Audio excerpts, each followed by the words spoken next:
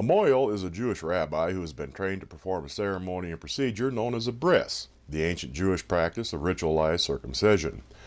One such Mohel is Pittsburgh Rabbi Mordecai Rosenberg, who, according to a lawsuit filed in Allegheny County, Pennsylvania, severed the penis of an infant during a bris last April at the Tree of Life Synagogue in Pittsburgh's Squirrel Hill section. The dismembered member was reattached during an 8-hour microsurgery session, but doctors cannot be sure that the child will not suffer problems later in life. The baby boy required 6 blood transfusions and had to remain hospitalized for 2 months.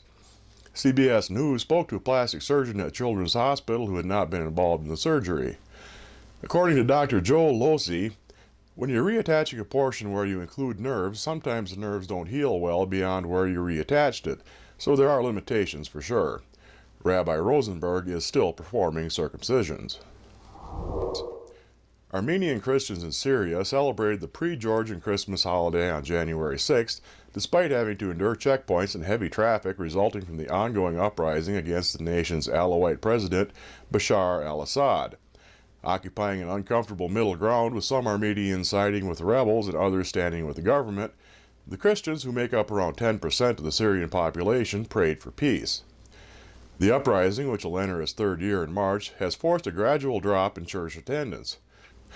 One unnamed organizer of the service told Reuters, "You used to see this entire church courtyard full, but it's been fewer and fewer people every season." Archbishop Armash Nalbandian, who led the Mass, said during a short sermon, "Last year witnessed many martyrs and kidnappings. There have been martyrs in our schools, children aged 6 and 7 killed. We pray this year for a release of the kidnapped and for peace in our country, Syria." It's not often that we at the Infidel get to report on an example of religious fervor backfiring in the radicalized politicians in northern African states near the Gulf. However, a story out of Tunisia is giving us that opportunity today. When debate over Tunisia's new constitution led Habib Elouise of the Islamist Ennahda Party to call left-wing deputy Mangi Rahouli an enemy of Islam, things did not turn out well for the hardline Islamist. His words resulting in Rahouli receiving death threats, which stalled the vote, while wording was added to the document making accusations of apostasy, such as the one Elouise had made, into a criminal offense. The motion even found support from some of the more moderate members of Elouise's own party, as just last year 2 left-wing assembly members had been assassinated by radicalized hardline Islamists. As one member of Ennahda, Yamina Zaglami, put it, "If one hair on Mangi Rahouli's head is touched, we will all bear responsibility."